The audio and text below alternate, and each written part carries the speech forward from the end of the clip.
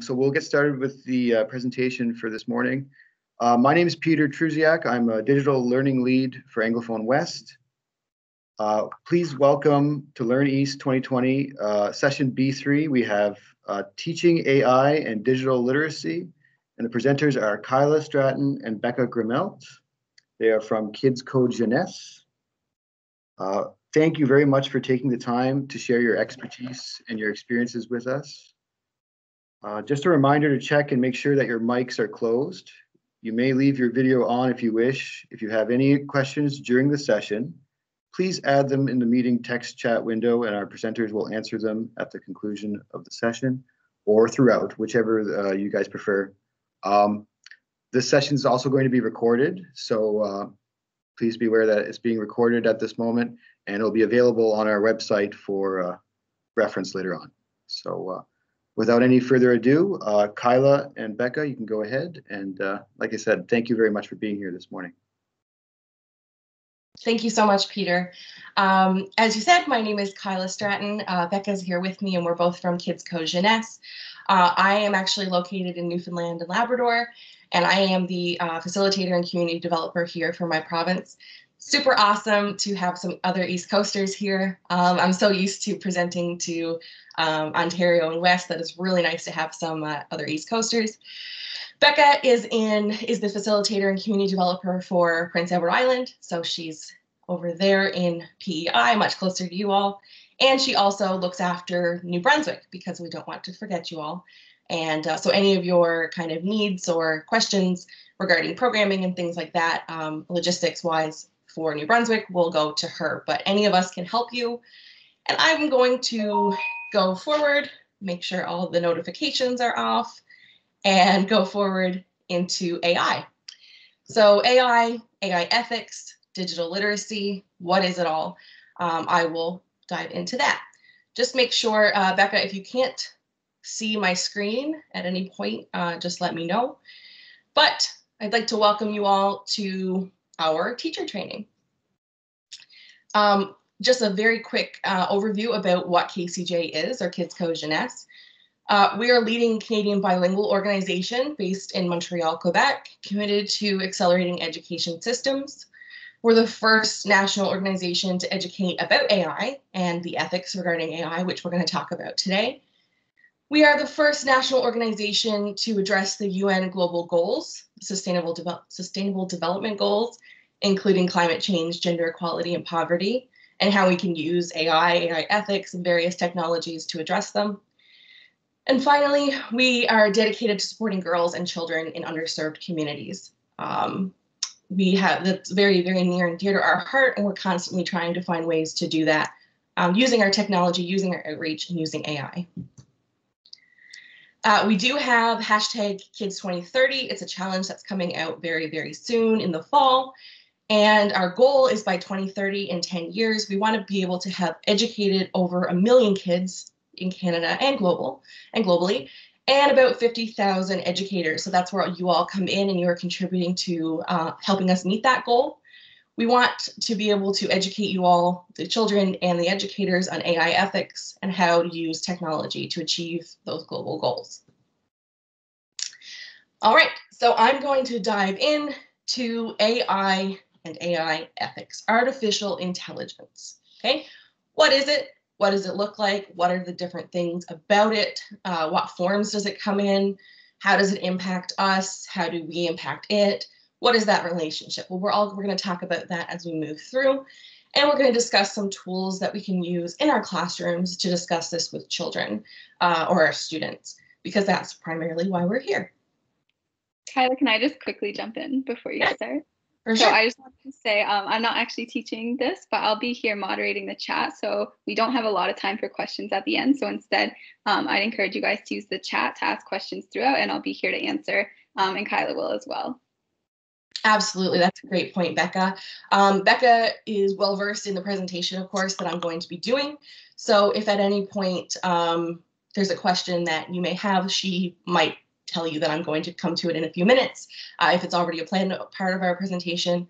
Otherwise, I will stop, like Becca had said, and ask for questions throughout. So just get those in the chat. All right. When I go into classrooms, this presentation is very, very similar to what I do in classrooms. I've been in numerous classrooms across Newfoundland and Labrador and virtually across Canada. And I will go in, I'll talk about AI ethics. What are these some kind of buzzwords that you hear? You all are getting the educator version, but it's very, very closely aligned to what I deliver in a classroom. When I ask the students, what is AI? What is artificial intelligence? First and foremost, I get robots, okay? There's always kids that are very eager to say robots. Yes, that is absolutely artificial intelligence. Maybe not in the Hollywood theatrical sense that we are thinking of, but it could possibly be. But there's also other types of artificial intelligence, much more practical applications that we may not even realize. So the first one we're going to talk about is machine learning. Okay, or getting the computer, getting the AI, getting the technology to see, to understand, and to be able to communicate what an object or an image is, okay, image recognition. So when we are a toddler and we talk about a fork, okay, a fork is a very arbitrary object, something that we can all relate to in some way or another, something that we use and have associations with every day. And as a toddler, we don't know what that is. We don't know what a fork is until someone introduces it to us. As a toddler, food to face, right? Then someone says, here's a fork. You can feel the fork, okay? Different forks, different textures. Maybe if it's wooden, plastic, if it's metal or metallic, they have different feels. You can hear it, not necessarily the fork entirely, but that very, very terrible scraping noise that it makes on our plate. You can smell it. Again, maybe not the fork specifically, but you can develop relationships and associations with food and the fork. We can see it. Different forks have different shapes, different textures. We can see that. And we can taste it. Again, maybe not the fork specifically, but we have that ability to connect relationships to fork and food. So we use our 5 human senses. Now we need to be able to take these 5 human senses that we have and compare that to an AI or a computer or technology. Okay, how can they, when I say they, I mean the AI, how can they learn what a fork is without these human senses? Well, us humans need to help the AI or the computer understand what that is by collecting data, okay? Identifying forks in images. Now, a human, I'm going to stress this, that a human AI trainer does this work, okay? The job of many AI trainers is to go in for forks, for example, to go in, find various examples of forks throughout other images, and then highlight them in the red box, as you can see on the screen. Each one of these images have forks in them, of course. They're all being used to eat.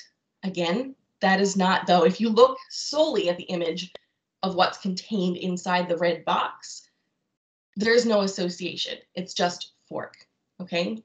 Something inside of these red boxes is a fork, and a human is telling that to the computer. It's going to input images of forks, okay? So again, you can see the AI trainer here. We have 4 images of things that an AI trainer have selected as forks. 4 different forks, 4 different orientations, 4 different, there's foreign objects kind of obstructing the view of the fork, but an AI trainer is saying, yes, absolutely, these 4 images are fork, and they input those into the AI. So you're assuming the AI has no prior knowledge other than the fact that 4 of these images equal fork. Okay, you're teaching them how to associate. Almost as equally important, though, is to be able to say to the AI what is not a fork. Okay, 4 things that are not forks. Here are 4 images that are, 4 images that are not. As humans, we can look at these things and, students will think, haha, that's so silly. A cat and a fork, they could not be more different. And of course, that is true. But as humans, we can make relationships, connections, associations between things that are one and things that are not one. So fork, not a fork. What is the connection between a cat and a fork? Well, maybe if you're feeding your cat from a tin of food, maybe you're going to scoop it out with a fork. Okay, so we as humans can make those associations and relationships.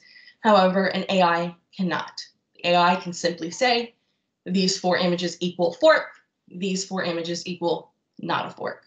Okay, and again, the AI trainer, an actual human, is the one to input these examples. Now, in the next step in the process is to test the AI. We need to test it.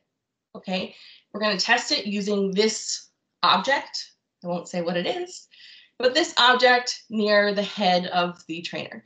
So the trainer is going to now get the AI that we've trained with 4 examples and 4 counterexamples to understand, to see where they are to distinguish what this object is. We all know what the object is, but the goal of the AI is to say, is that a fork or is that not a fork? Okay, and that's called the classification process. So when I ask students or educators that, how do you think the AI is going to react to this object, given just these 8 examples in total, 4 that are and 4 that aren't? Well, it's no surprise really that most will think that we can trick the AI. Okay, that AI is going to be confused by this. And when you actually test it using this AI, it's going to come back with the result that it's not a fork, but it's 90% sure that it's not a fork. That's pretty good. I think so. Well, if I had 90% of a pizza, I'd be very happy. If I had 90% on a test, I'd be happy. But for an AI, if it's 90% sure that it's not a fork, this 90% is called the confidence level. And for technology and for AI specifically, that confidence level of 90%, pretty low. Okay, we want it to be much, much, much closer to 100, as close to 100 as we can possibly get in order for our AI system to be perfected. We want the outcome to be not a fork, 99.99999% sure. That is when an AI system is well trained. Saying, I don't know what it is, don't know what this object is, but it's not a fork, 90% sure. But that's not the best. So we are posed with the question, how do we make our AI more confident? How do we do that? Do we give it more general examples of forks? So we've given it 4, do we give it more? How many do we give it? Do we give more counter examples? Okay, how do we say all these things are not? So what is this? Do we give it that example of what we know to be the spoon and say that that's not a fork? Would that help with training our AI? Do we give more diverse examples of forks? All the forks that we gave were metallic. Do we give plastic? Do we give wooden? Or do we do all of the above? And if we do all of the above, how much? Well, how much is too much? Is there too much? All of these questions can stem from this. The answer is all of the above. We're going to do all of it. And to answer the question of how much is too much, well, that's not necessarily a finite answer.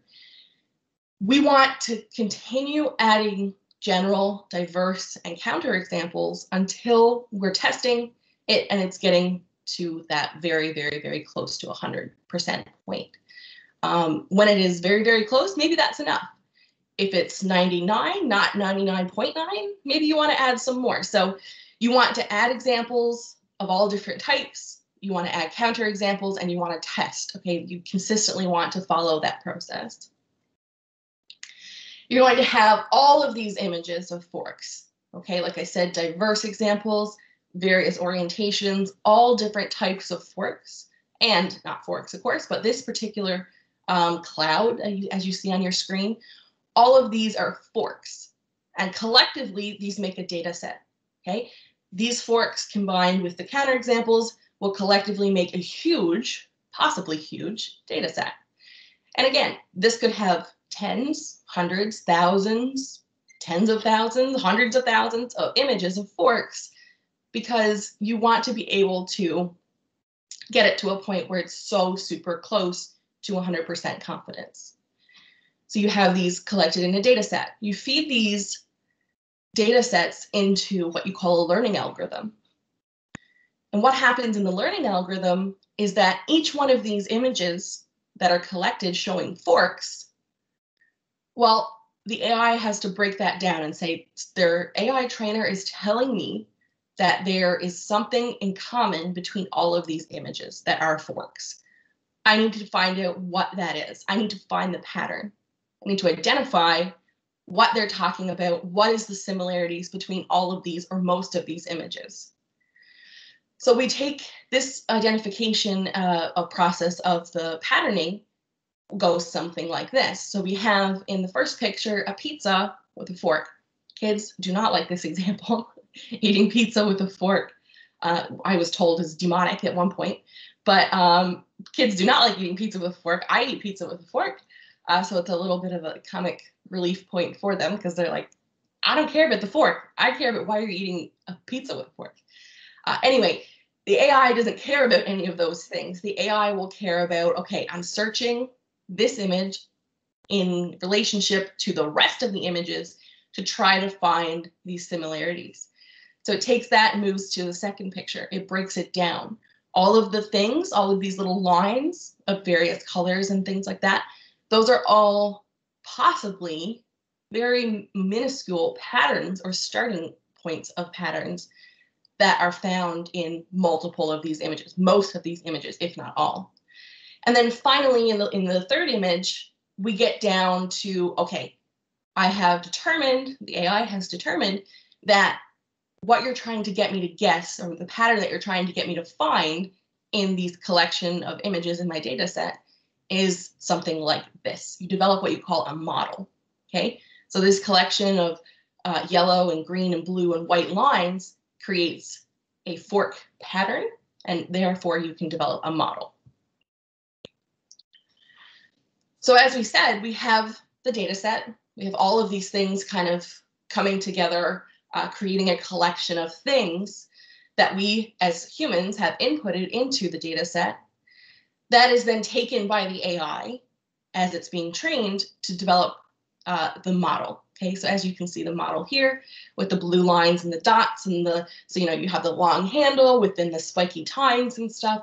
That model is developed in a learning algorithm, and then that learning algorithm is applied to any of the examples that you give to the AI. And that's where you call the classification process.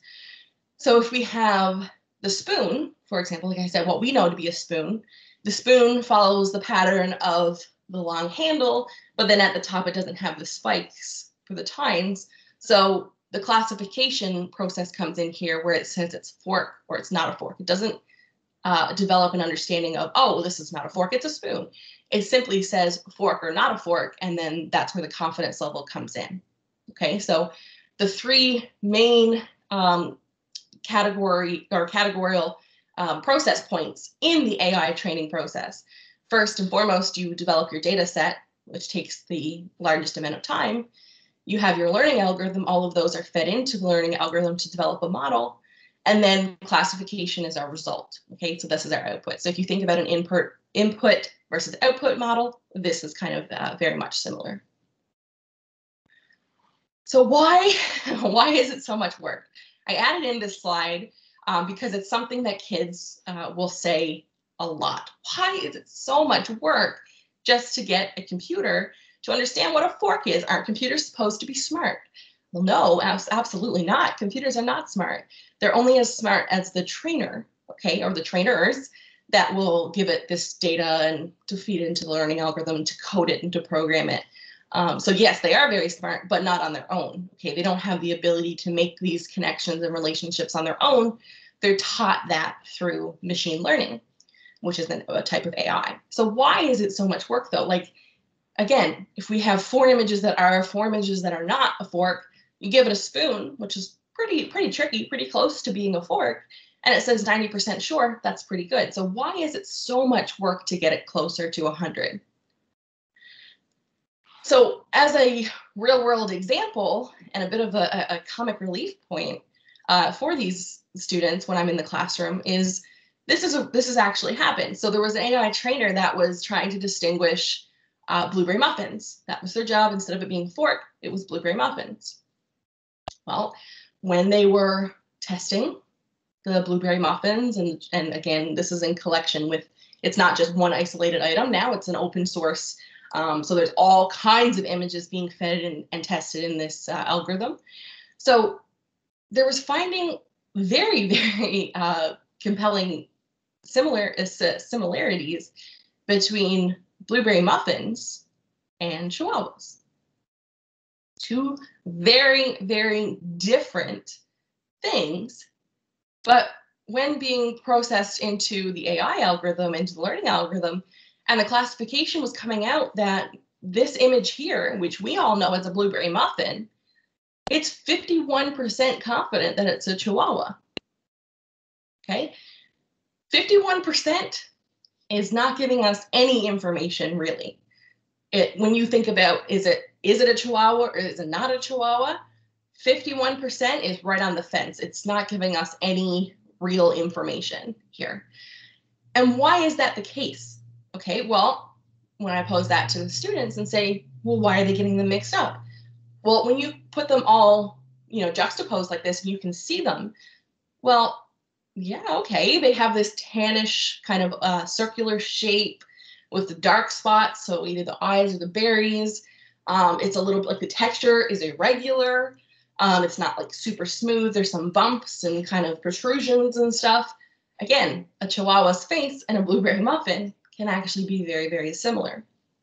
There has to be some reason for this, okay? There needs to be a pattern. This needs to be somewhere else.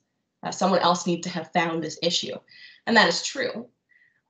Just one other example that I'll give here that is always a hit in classrooms is labradoodles or fried chicken. Okay, so the curls, the fluff of a dog, of a labradoodle, compared to the crispiness of fried chicken. I don't look at my dog and think, chicken, but when you look at their irregular shape and the color and the texture from simply like an image recognition point of view, not actually our relationships of touch, but just from an image recognition, just from our eyes, they do look very, very similar. Okay, especially if you can't see the distinguishing characteristics such as the eyes and the nose of the dog. Puppy or a bagel.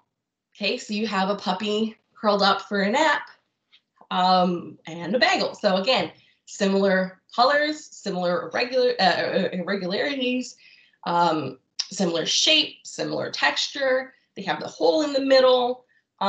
They do look to be very, very similar. A student once said, throw some vanilla glazed donuts in there. What's going to happen? Well, that's exactly the point. That's going to add another level of complexity to this in the classification process. So why is it so much work? Well, things that are seemingly very, very, very, very different, such as food and dogs, can appear visually to be very, very similar. And this is why an AI has trouble kind of distinguishing between them in the classification process, unless it's given enough examples of things to build a better and to perfect its model. Becca, are there any questions in the chat? I'll just pause here before I jump into the classroom activities.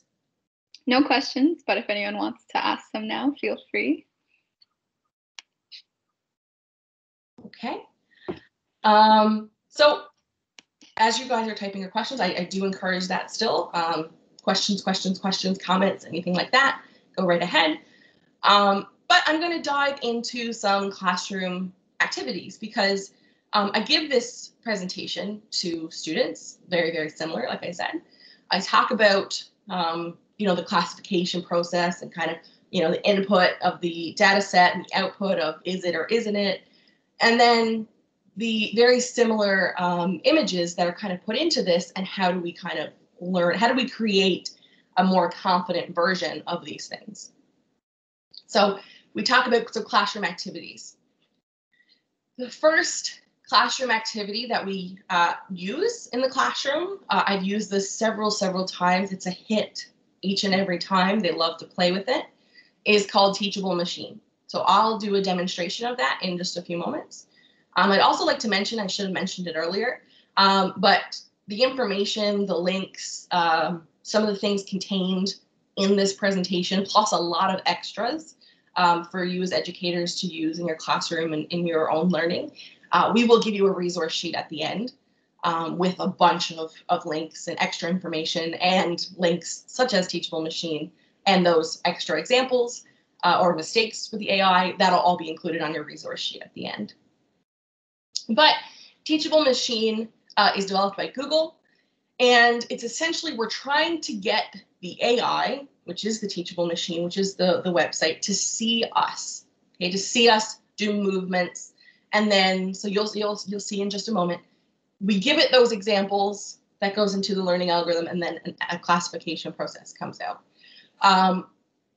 The reason that there's some ASL or American Sign Language words and things like that here is because it's a great connection piece to communication, and I'll discuss that as we go through. So right now I'm going to open up Teachable Machine. Okie dokie. Oops.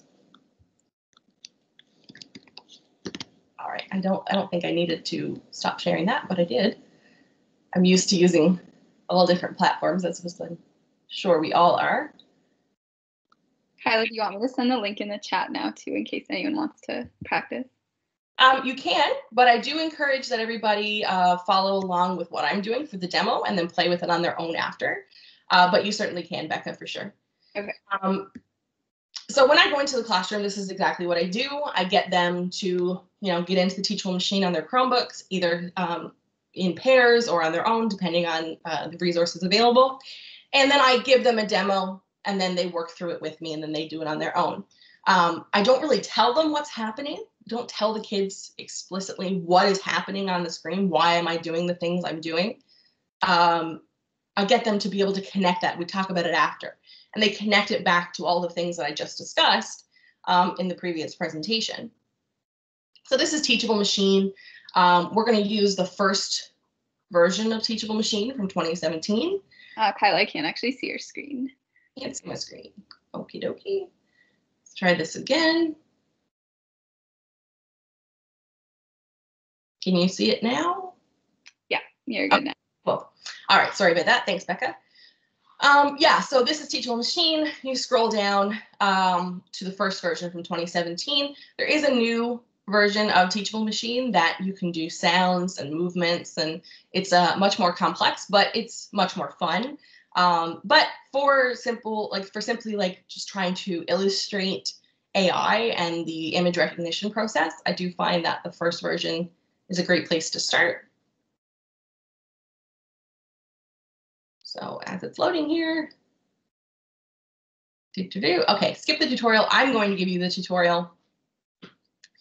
And this, again, I mentioned, is made by Google.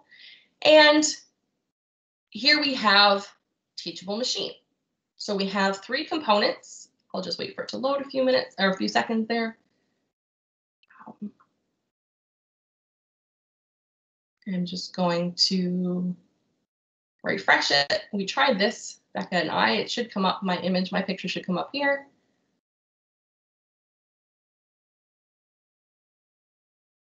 Bear with me, folks. Thank you. Skip the tutorial.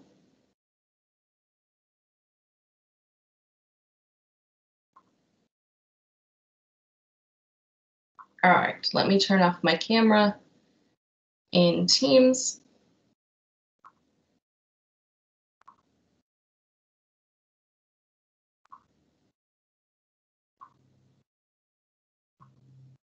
All right, just bear with me one more. I'm going to try one more time.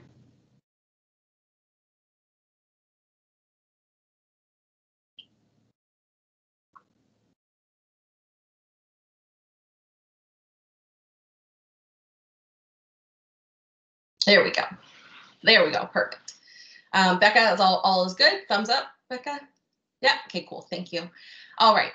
So this is Teachable Machine. I guess it didn't like that I had my camera on in Teams as well, but that's okay. Let me fix my hair and notice I'm in a mess here. All right. This is Teachable Machine. So we have, just as we discussed in the presentation prior to, we have our input, we have our learning algorithm in the middle, and then we have our output. Okay. Input is me. Okay, me moving, this is the input, this is where I'm going to give the examples. The middle portion shows that we can train this system to do 3 different things. And again, the output is the classification. I will mention here, as I do always to students, that we are using a webcam. Okay, typically when they get on any form of technology, but specifically school technology, and it asks if they can use their webcam and microphone, you say no. You do not allow those permissions, which is the right way to go, and various school boards and districts have their own policies on that. But this particular website, Teachable Machine, is secured. So Google, it's very, very important to Google, but it's also very, very important to Kids Code Jeunesse, and we wouldn't initiate having kids use webcams for this purpose unless we realized that it was totally safe. So what actually happens here, and again, most kids probably tune me out at this point, but I do think it's important for them to know, and it's a part of their digital citizenship, that me as some random lady coming into their classroom and saying, turn on your webcams, they shouldn't just take that for granted.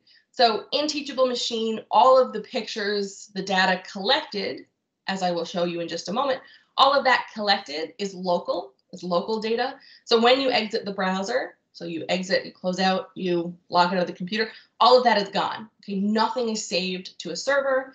Absolutely, you can't assume that with any other real program unless you've looked into it. And this is where webcams can become a bit of a hot topic.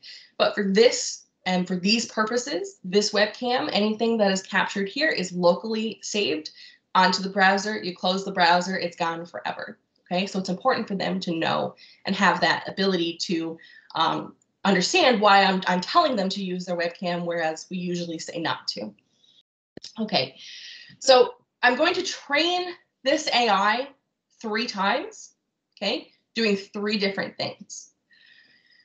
While I'm training it, I'm going to hold down on the button, so train green, purple, and orange. I'm going to hold down on the button as I do something over here in the input window.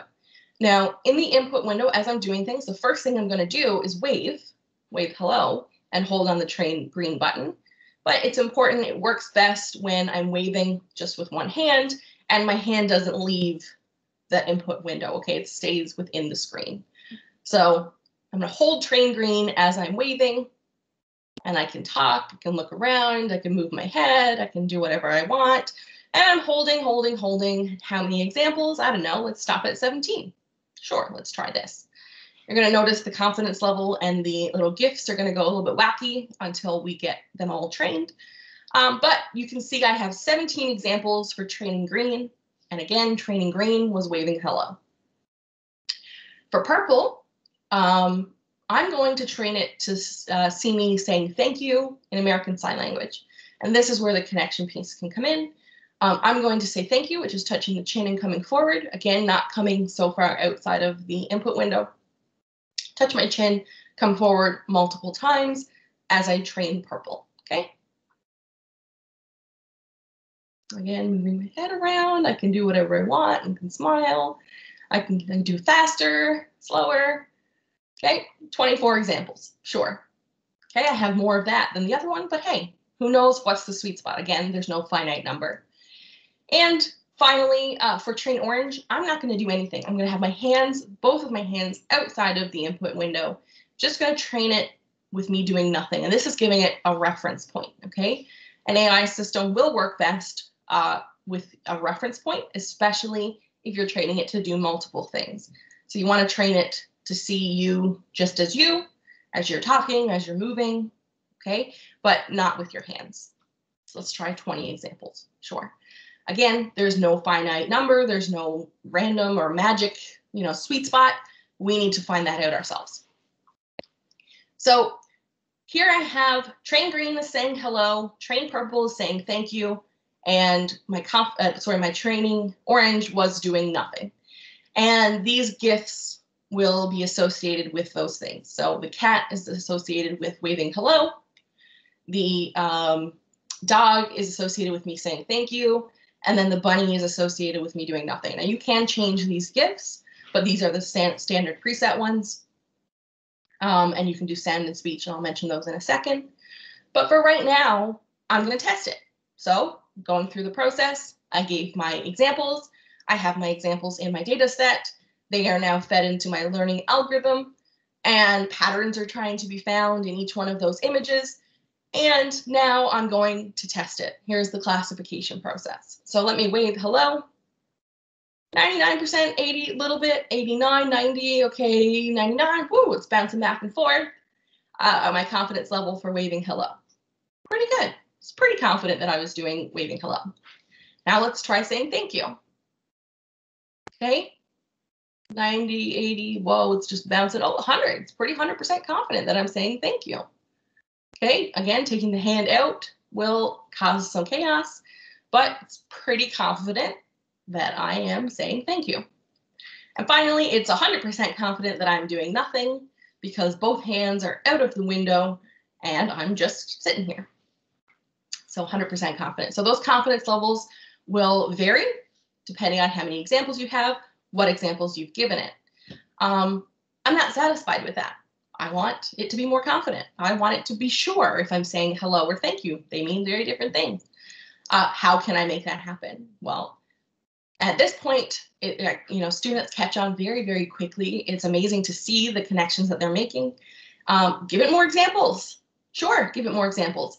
The important thing here is that I don't need to reset, erase the examples and give it all new ones. I can just add to these data sets.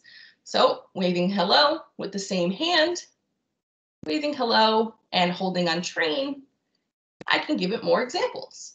Okay, faster, slower, all around, up a little bit, down a little bit. Okay, give it whatever I want. That is creating diversity in my data set. Okay, saying thank you, giving it more, and more. When you have some kids that go up into the hundreds, sure. Okay, why not?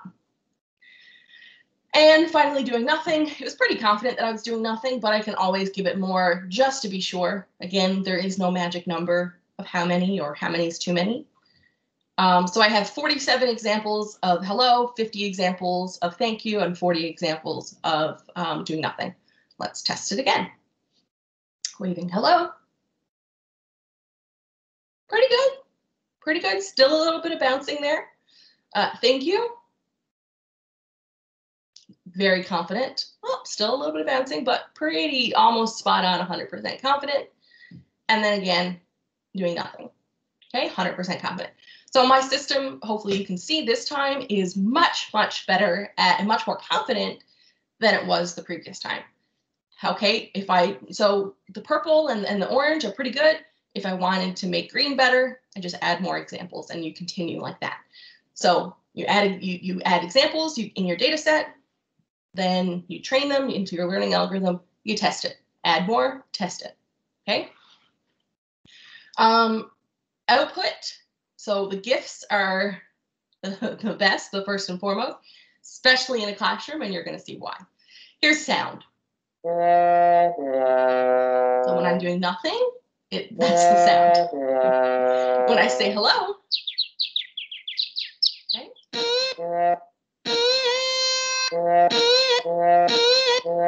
okay, as you all can imagine, as educators, in a classroom, even if you only have 3 kids, 3 computers making those terrible noises is going to be chaotic. So if they have earbuds, it's super fun to play with sounds. Otherwise, save yourself the headache and just tell them to stay on the GIFs. But as a communication connection or a curriculum connection to communication and various languages, the speech function is very neat, okay? And before I click on it and then it starts making noise, what's really interesting about the speech thing here is that saying hello, okay, that's fairly universal, American Sign Language, right? Waving hello, that's fairly universal across all languages.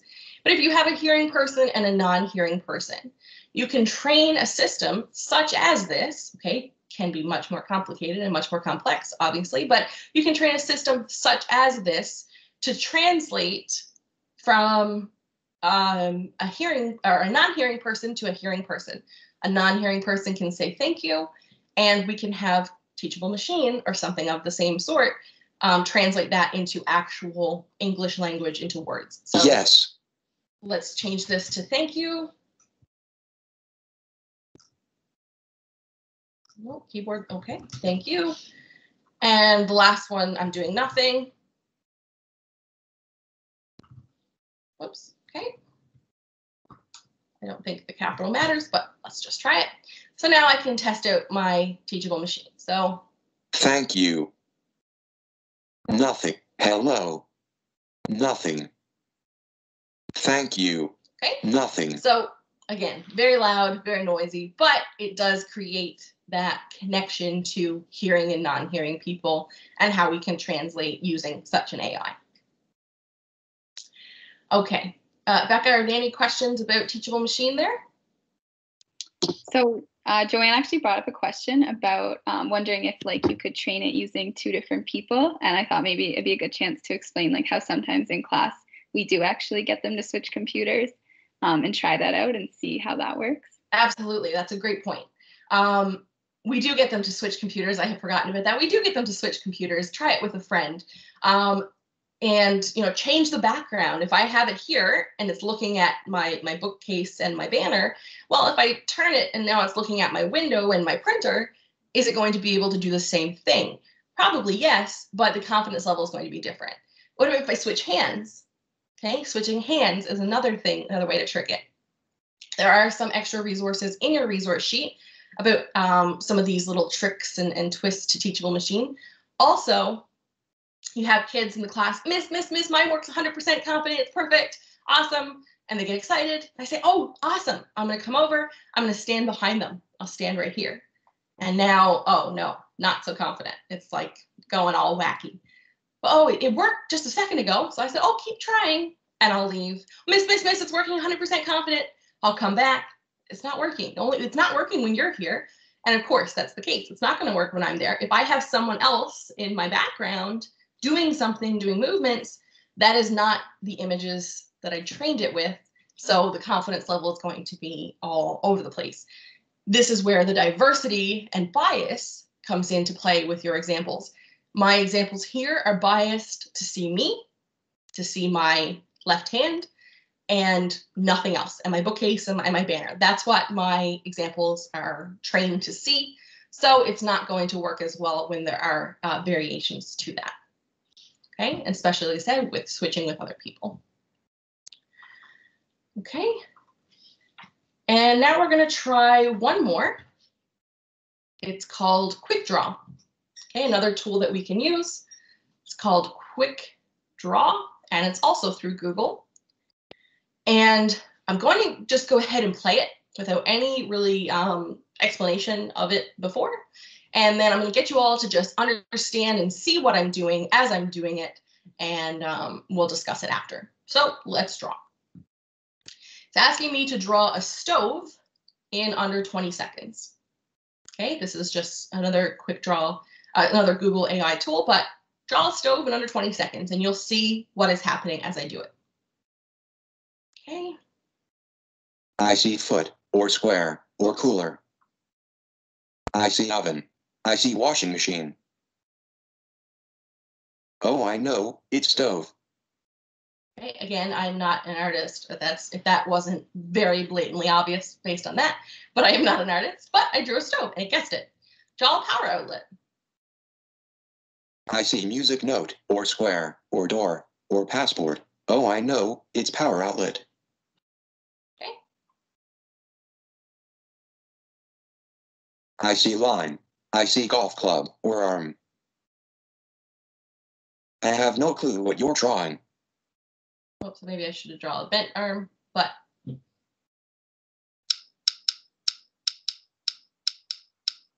I'm not sure what that is. Okay, sorry, that was my fault. I couldn't guess it. My fault.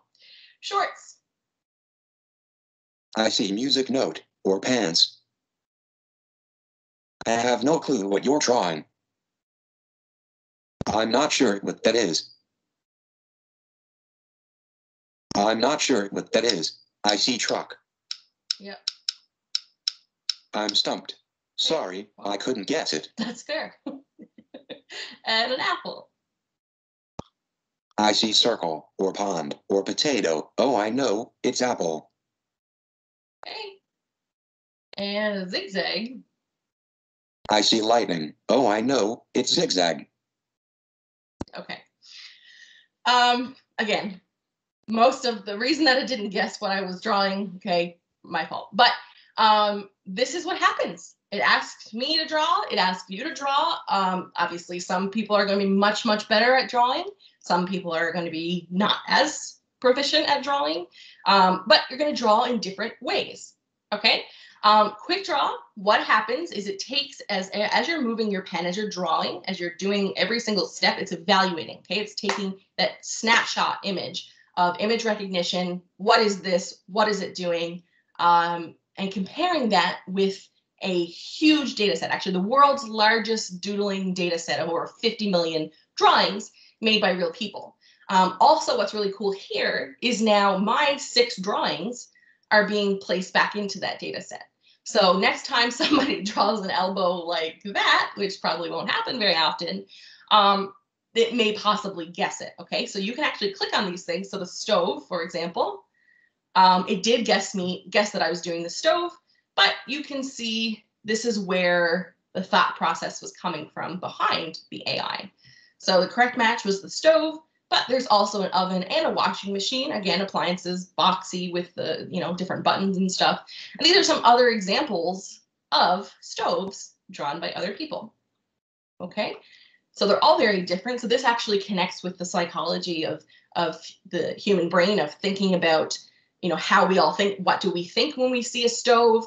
How does that change across the world? Maybe I could have just drawn a cooktop if I didn't, if my range, if I didn't have a range, if I just had a cooktop and an oven. Maybe when you said stove, maybe I just drew a cooktop.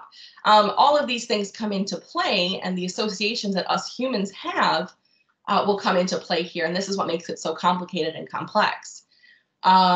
Looking at one that I didn't get, which was the shorts, very close to pants, of course, the truck and the train. Okay, maybe the shoes there. But this is what it was looking for. Okay, so it was looking for shorter legs in it, which I understand. But as you can see, they're all different, but very similar. Okay, it depends on how you're going to connect and what your individual association is and where you're going to start drawing. So this quick draw tool, very cool. It'll ask you to do different things each and every time. I spend way too much time on it. It's a great tool, though, to get kids thinking about how we draw something in relation to how somebody else would draw something. I know that was pretty quick, but are there any questions there, Becca, about that one? Nope, nothing on this. Okay. I know this is very quick, but I do encourage you to play with these afterwards, because they are very interesting and they do go over quite well in classrooms. Back to my presentation. Becca, you can see the presentation? Yep. Yeah, okay. So this is what we did with Quick Draw, but here is the alarm clock. Again, alarm clocks can be, most of these are analog, which is pretty interesting. But there are a couple digital ones in there. Nowadays, kids probably would just draw their cell phone or tablet, because that's what they use for their alarm clock, or I do as well. But it depends on what you're going to draw, how you're going to draw it. Does your clock have numbers? Does it have hands? Do you start with the bells first? Do you start with the body? All of these kind of things come into play as the AI is guessing it. And now I know we're kind of dwindling down on time a little bit, which is okay, because I don't have a whole lot to say about digital citizenship. You folks as educators are fairly well versed in digital citizenship, I would imagine. It's something that you talk about either at a district, board, or school or classroom level. But what does it mean to be a digital citizen in relation to artificial intelligence? Okay, and that's kind of the real question that we're going to explore in these next few minutes.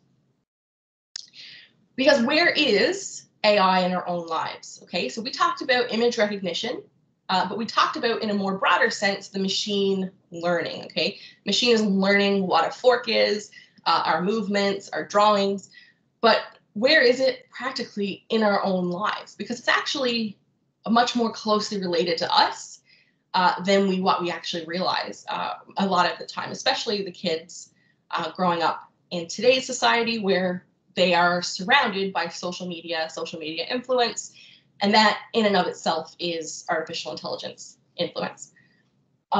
If you hear a little bit of noise here, it's absolutely pouring outside. Hopefully it doesn't ring too loud on your end, but it's very loud here. So AI influence in our lives.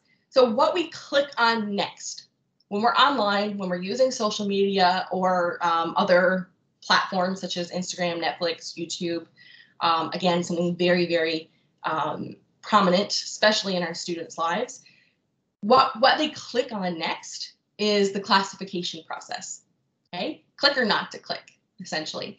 That's the classification process. That's the end goal. That's the kind of the game plan. That's the output.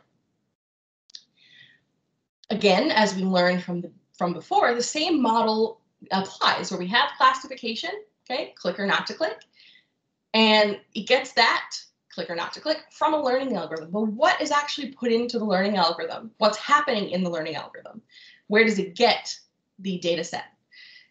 It gets it from the clicks that you already make on your own free will, the brands, the people that you follow, things that you like, things that you comment on, things that you don't press the like button on, things that you don't watch. So just as, again, where we have examples and counterexamples, well, here's a show on Netflix that I watch. Maybe I watch 2 or 3 and the same maybe, reality TV or real estate shows or something. But I don't watch cooking shows, for example. So the suggestions, what I click on next, based on that, if I watched 4 real estate shows or home makeover shows or whatever, and I haven't watched any cooking shows, the likelihood that I will click on another real estate or home improvement show is much higher. The confidence level that I will click on it is much higher, okay? So then a cooking show, for example, things that you click, things that you don't click. All of this data is collected here.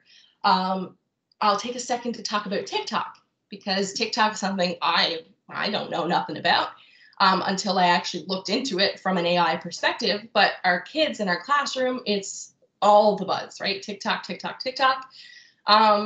TikTok actually, I encourage you all to look into it a little bit more your own selves, especially before we go back into the classroom, so you're able to answer some of these questions.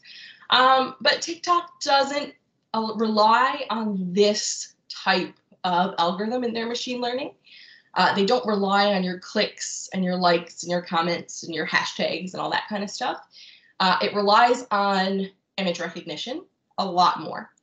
And it's called the uncomfortable bias of TikTok. There's a video about bias in the resource sheet that I'll give to you at the end.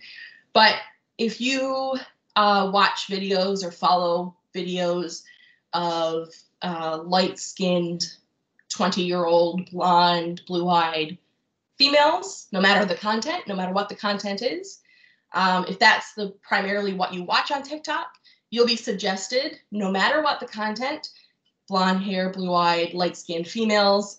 That's, it's based on the images of the people that you follow physically, their physical characteristics, instead of maybe you just want to watch all dance videos or all puppy videos or something.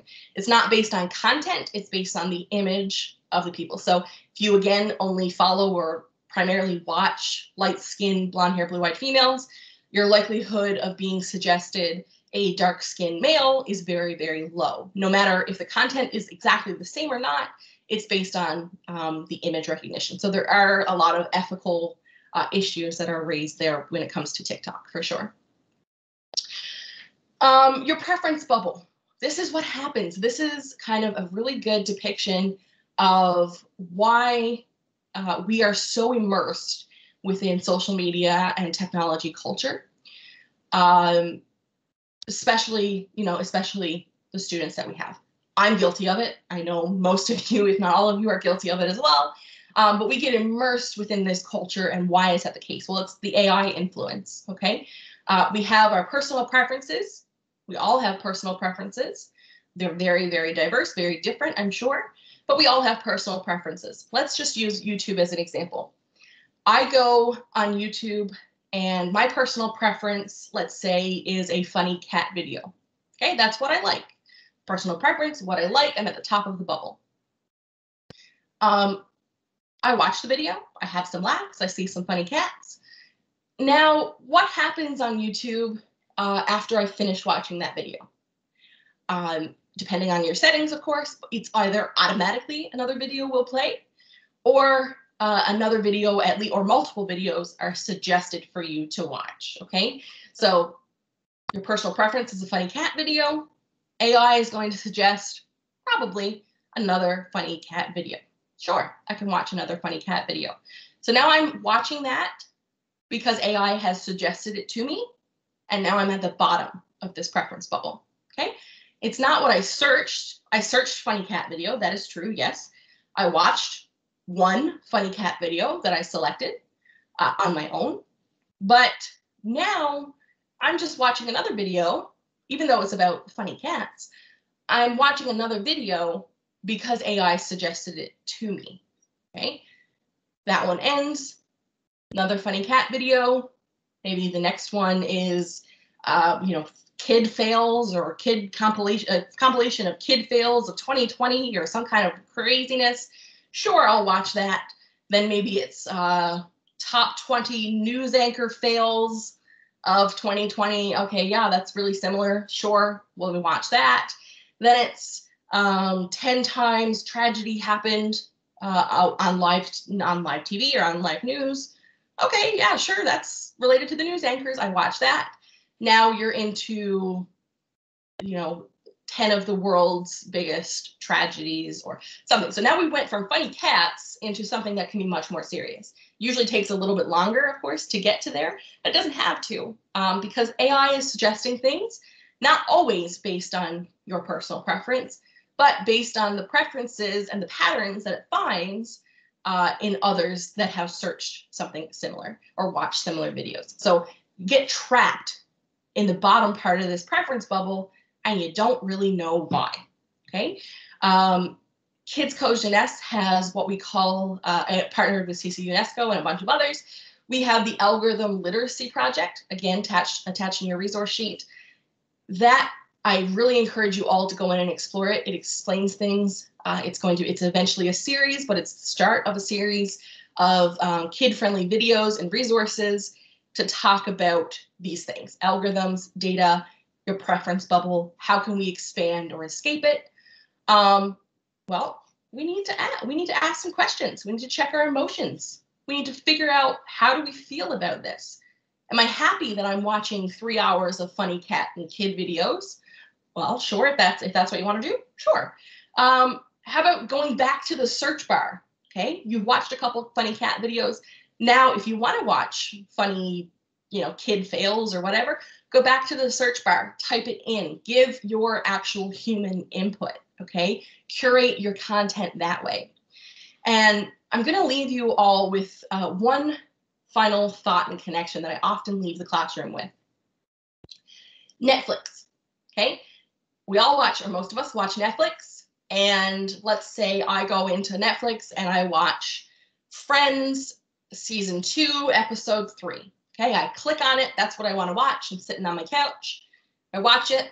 It ends. The next one automatically plays. Now I'm watching episode 4 or whatever I said, and then episode 5 and episode 6. And I'm not touching the remote. I'm not touching my phone. I'm simply watching Friends. This is what I want to do, but I'm watching it. Netflix pops up. Are you still watching? Or something up to that effect.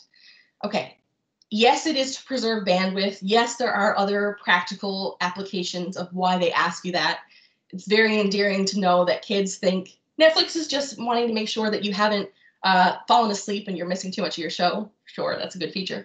But it's a great point to stop and think, whoa, okay, yeah. I have been watching Netflix for 2 hours now and I haven't touched the remote. It's playing it automatically. I'm not giving any user input. So it gives you that moment to say, whoa, am I still watching? Is this still what I want to be doing? So it gives you that moment to check your preference bubble. Thank you. I know I'm super duper close on time here. I could talk about this for another 3 hours. I'm going to turn it over to Becca now for the resource sheet and to do a little bit of a spiel, if you can bear with us another few moments. But I do encourage you all to follow our feedback survey, give us your input. It's also attached on the resource sheet. I really would appreciate if you all could fill that out and help us help you as we move forward. Okay, and go ahead, Becca. Thank you, Kyla. Yeah, sorry, I know we're right at the end of the time, so I'll try to make this really, really quick. So I just sent the link in the chat for the resource sheet, and this has like everything Kyla was just saying. Can you guys see my screen right now?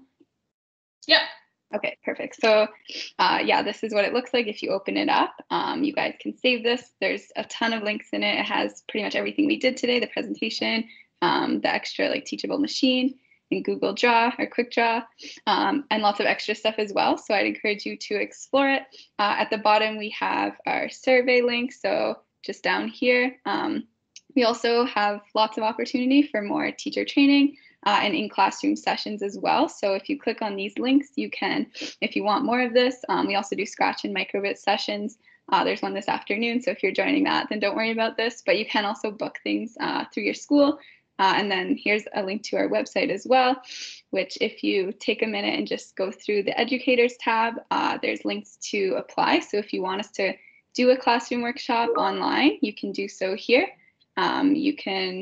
If you go to educators and code in the classroom, here's where you can sign up for either Scratch, AI, or Microbit. So those are the three things we're doing. Our links are kind of in the process of combining it into one, because now everything's online, we've decided, for the next school year. So it was like, yeah, sorry, it's just a little complicated, but if you go back to this in like a week, it'll probably make a bit more sense. But the apply buttons do still work. It just might ask you if you want it in person, which isn't an option. So I'll leave you guys with that. If there's any last minute questions, let me know. I think Peter wanted to maybe have a last few words in as well. So I'll leave you with that. First of all, thank you, Becca. Thank you, Kyla, for a great presentation. You brought up some really interesting things to explore with our students. And I just wanted to remind everybody that there is a link to the survey in the chat for prizes. You don't have to be physically in attendance or virtually in attendance to win a prize today. You just have to fill out the form, and you'll be contacted if you do win that. Like I said, thank you very much to Becca and Kyla for taking the time to share their experiences with us and their expertise with us. A reminder that there's a closing ceremony at 3:45. There's also a presentation by MBTA President Rick Cumming. And again, thank you everybody for participating today. Thank you so much, Peter. Thank you. Take care. Thanks for having us. Thanks, everyone.